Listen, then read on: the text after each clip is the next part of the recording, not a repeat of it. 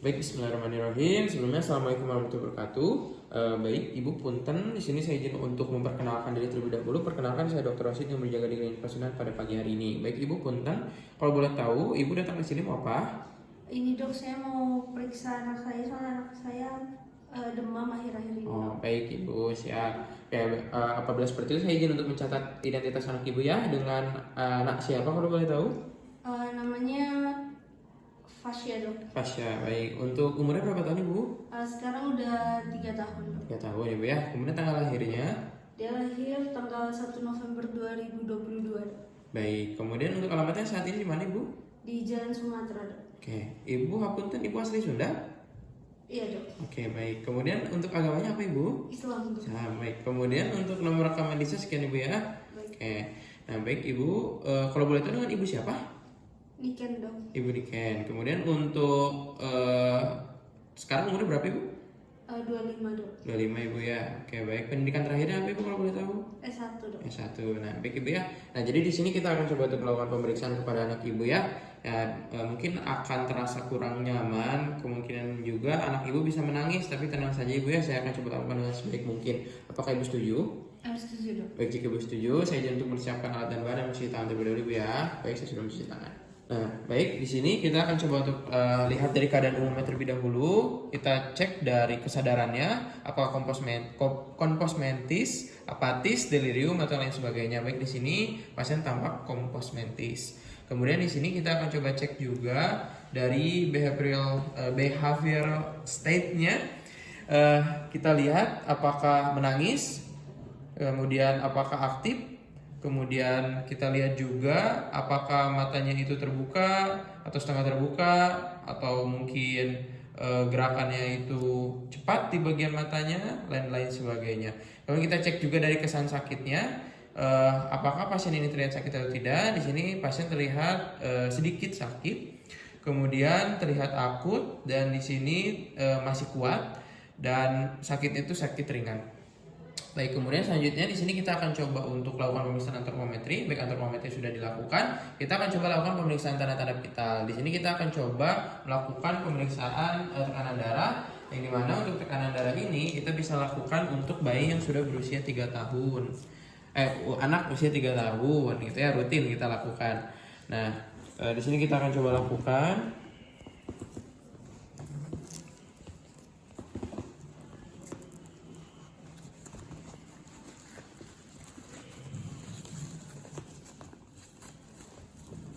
Baik, kita akan ukur.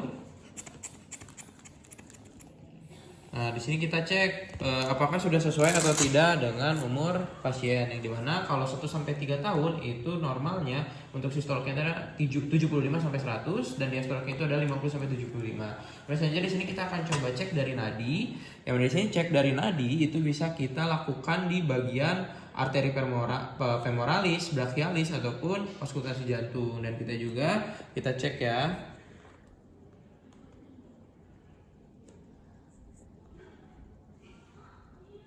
Dan di sini juga kita cek biasanya dapat berfluktuasi cepat saat bayi aktif atau menangis.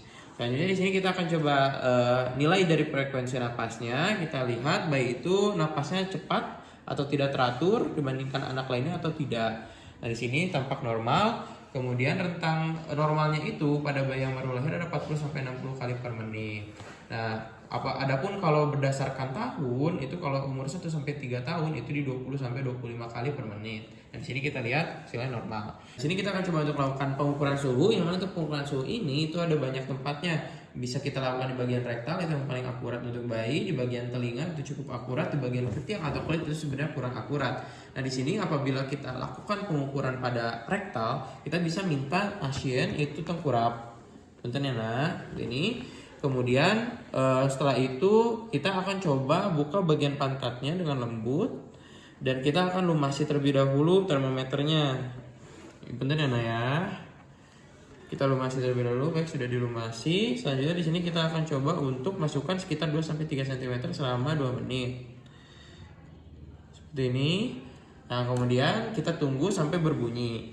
Baik, terima kasih anak. Untuk yang normalnya itu suhu bayi itu di sekitar 37,2 derajat Celcius, tapi dapat bervariasi ya. bahkan bisa mencapai 38,3 derajat Celcius tergantung aktivitas.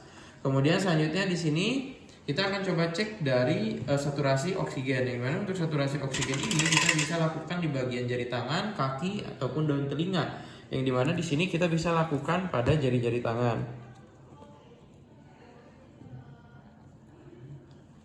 Nah, di sini kita akan coba untuk lihat bagaimana baik hasilnya itu lebih dari 95%, berarti artinya normal. Kita akan coba untuk melakukan pemeriksaan selanjutnya, di mana saya akan melakukan pemeriksaan kepala dan leher serta yang lainnya. Di bagian kepala ini kita lakukan inspeksi terlebih dahulu. Kita cek bagaimana ukuran kepalanya, apakah ada kelainan seperti makrosefali atau mikrosefali gitu ya, atau di sini normosefali. Ternyata di sini normosefali.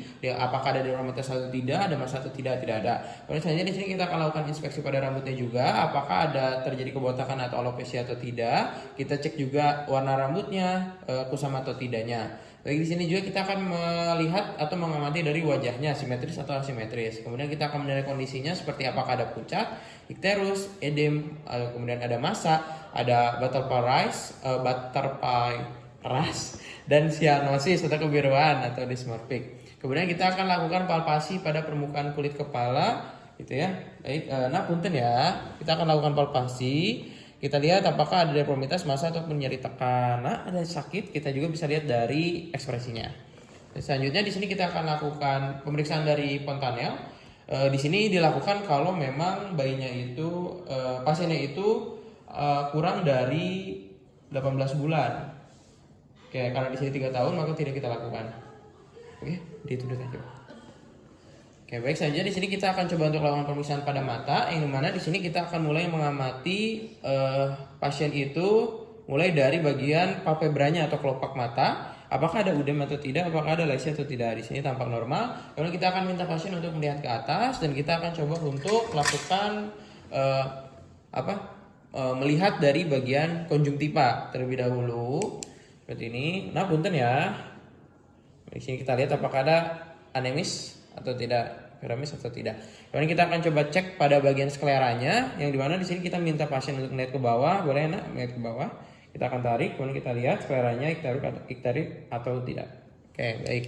Selanjutnya di sini kita akan coba lakukan pemeriksaan pupil, yang dimana sih kita akan lihat terlebih dahulu bagian ukuran dari pupilnya, bentuknya dan simetris atau tidak. Seperti baik, di sini simetris, yang kita akan lakukan refleks cahaya indirect dan direct.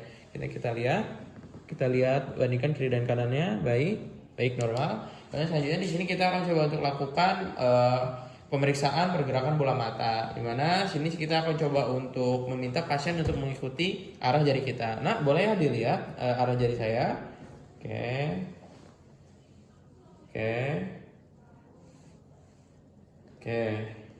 Baik, untuk refleks atau gerakan bola matanya bagus. Selanjutnya kita akan melakukan pemeriksaan pada bagian telinga. Kita akan nilai terlebih dahulu posisi telinga terhadap mata. Itu apakah sesuai dengan garis imajiner dari sudut dalam keluar mata atau tidak. Itu harus sejajar dengan pina. Nah, kemudian di sini kita akan coba untuk melakukan inspeksi mulai dari daun telinganya atau aurikularnya. Kita cek di bagian posterior aurikularnya dan post aurikularnya itu bagaimana? Apakah normal atau tidak. Nah, selanjutnya di sini kita akan coba untuk melakukan inspeksi pada meatus akustikusnya dan membran timpani menggunakan alat otoskop dan lakukan penilaian apakah ada tanda-tanda peradangan, benda asing, sekret atau massa yang lainnya. Nah, ini untuk pemeriksaan otoskop pada bayi yang baru lahir biasanya hanya dilakukan hanya menilai keterbukaan lubang telinga saja karena pernis caseosanya itu menutup membran timpani. Kemudian di sini kita akan posisikan pasien dengan nyaman. Kita akan coba posisi pasien itu seperti ini. Oke. Dengan tangannya itu di atas ini. Kemudian kita akan coba untuk mulai. Bentar ya nak. Kita hidupkan. Nah, kita akan mulai periksa. Nah, di sini kita akan cek bagaimana apakah ada benda asing atau tidak, sekretnya bagaimana, kemudian ada timpaninya itu masih intak atau tidak. Oke, siap. Kemudian kita akan lakukan pada sisi sebelahnya. Ternyata boleh untuk berbaring. Oke. Baik, sinus normal. Oke, selanjutnya di sini kita akan lakukan pemeriksaan pada bagian hidung, yang dimana di sini untuk sebagian besar bayi dia itu bernapas lewat hidung. Jadi kita pastikan septumnya itu berada di garis tengah seperti itu. Jadi di sini kita akan coba untuk melakukan, kita lihat, kita nilai septumnya. Nah, punten ya. Nah, di sini septumnya masih ada di bagian tengah. Kemudian kita cek juga apakah ada penapasan cuping hidung atau tidak. Kita lakukan inspeksi juga dari penyintas massa, tanda radang atau udem dan pendarahan. Kemudian kita juga lakukan palpasi untuk menilai kemungkinan adanya massa fraktur, benda asing, nyeri tekan, seperti pada pemeriksaan sinus. Nah, punten ya, sakit gak nak? Oke. Baik, pasien tampak baik-baik saja. Selanjutnya di sini kita akan coba untuk lakukan pemeriksaan mulut, yang dimana untuk pemeriksaan mulut ini kita akan gunakan spatel thumb gitu ya, dan center. Nah, gimana di sini kita akan minta bayi atau pasiennya itu dapat ditopang oleh orang tua saat pemeriksaan. Bisa juga kalau memang sudah besar itu minta saja untuk duduk atau bersandar. Kemudian selanjutnya di sini kita akan cek terlebih dahulu dari bibir. Kita lihat dari warna dan kelembabannya dan apakah terdapat benjolan atau ulkus. Kemudian kita lihat dari bagian oral mukosanya. Kita minta pasien untuk membuka mulutnya dan bilang A. Nah, boleh bilang A ya. Oke. Kemudian di sini kita bisa menggunakan tong spatel.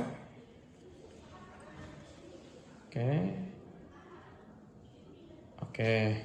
Kemudian selanjutnya di sini kita akan lihat apakah ada perubahan warna, ada ulkus. Kemudian kita juga lihat dari mukosa gusinya, halus atau tidak, apakah ada gigi atau tidak, tepinya bergerigi atau halus. Kemudian di sini kita akan cek dari bagian gusi dan giginya lagi ya, dimana biasanya untuk yang normal itu warnanya pink untuk gusinya.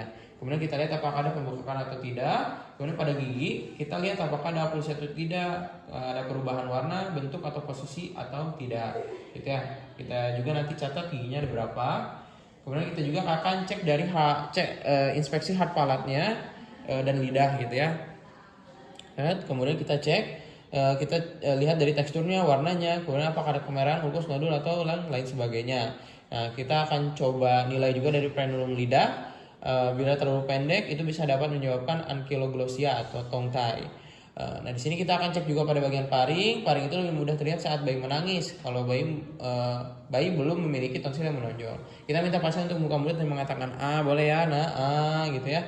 Kemudian di sini kita akan lihat bagian sofaletnya, yang anterior dan posterior filar, uvula, tonsil, dan faring. Kita lihat apakah ada eksudat, ada pembekakan, ulkus atau pembesaran tonsil. Jika ada, kita catat berapa.